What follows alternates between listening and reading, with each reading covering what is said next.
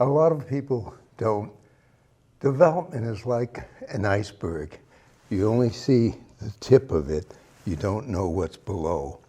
And the time required for development is, you can't see it. You see the development there, but you don't see all the time. So that project, probably from our first inception of saying we want to build something on that spot, probably took almost 8 years to develop, to go through the different processes. So it took us 8 years to finally basically complete the project from its initial. And it's typical with development. It may not be as long as that, but it usually takes at least 4 years from your initial time you decide you're going to buy a building or piece of land and development, because there's so many processes to go through the neighborhood, through the various approvals from the city and the agencies, and then the various financial institutions, because you can't do affordable housing with just one bank. It takes a myriad of different financial, state, local, feds to put enough of the money together to make it work. But we're extremely happy with it, because we moved our offices on the first floor in the basement of that building.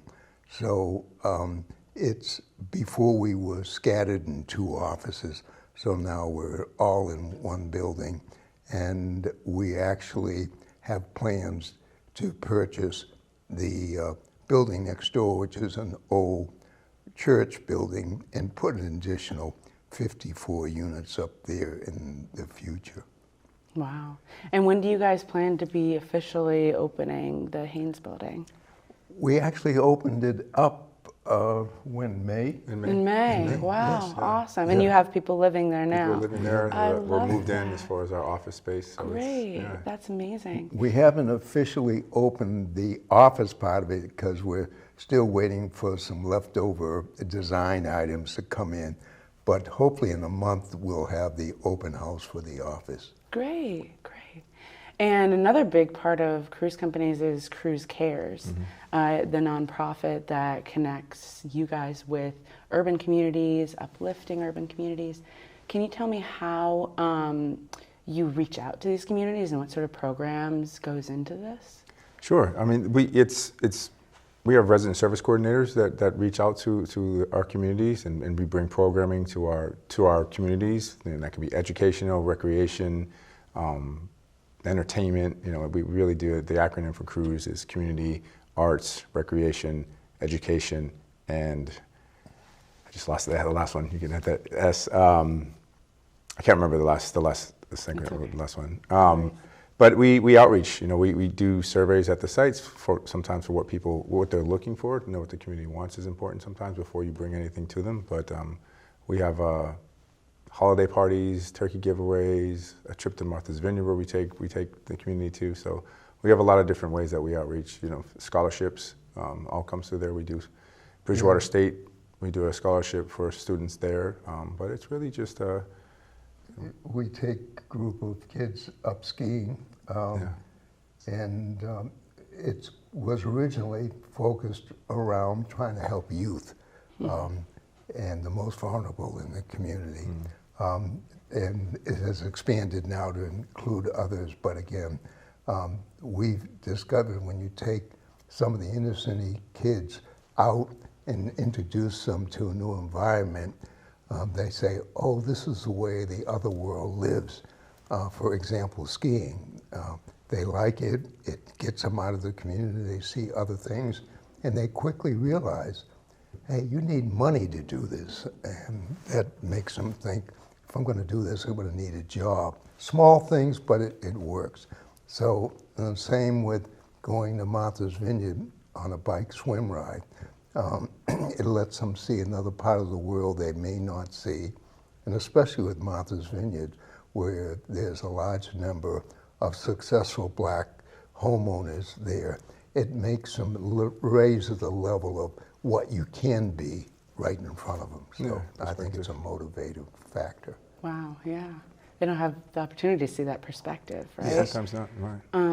And what sets Cruz apart from all the other real estate development companies that are, filing through Boston, building big and building high? What makes the difference? Well, I think first of all, we started off, and my father started the business in 1948 when, as a black man in Boston, you were last hired, first fired, and at that time people could call you the N-word and get away with it, but it was construction, and the reason he started it was because he found it so difficult to get steady work that he had to start his own company to make enough money, and out of adversity grows an opportunity, is what I point to. And so we started out as a construction company, still are, still have that.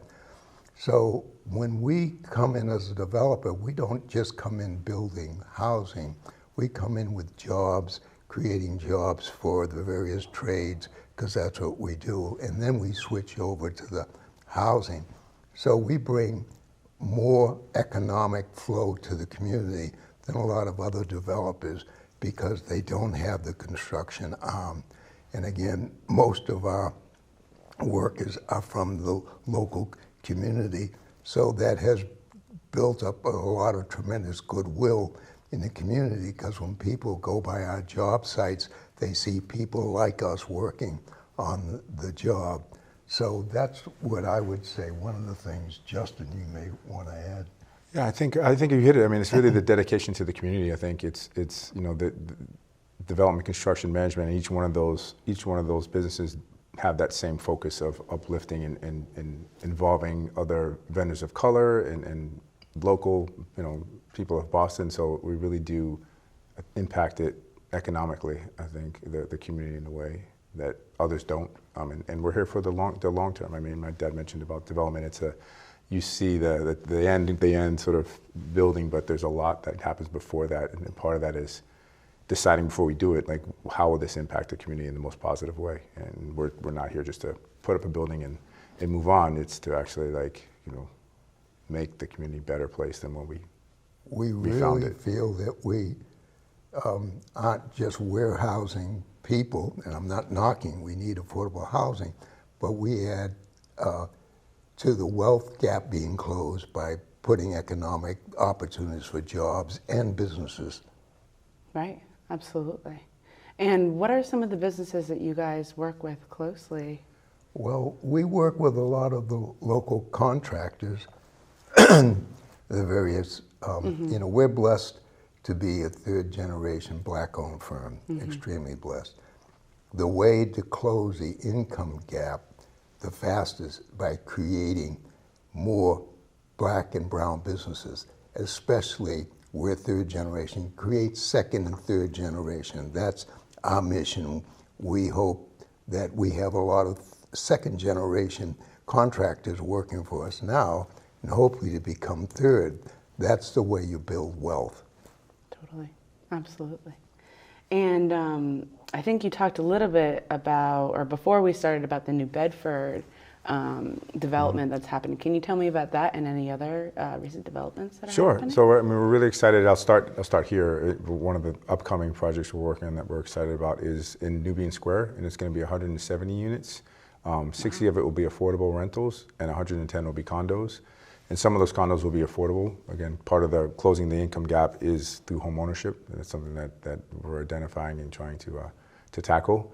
So we're really excited about that one. My dad mentioned Waverly Street, which is right behind Michael Haynes' building now. That's going to be another 48 units. Actually 54. 54 of affordable, housing, which is going to be great for the community there as well. We are working in New Bedford as well, and that's over 110 right now units with some affordability in there as well. Who and what we are is the community. We are a success to the community, and we'll never forget that.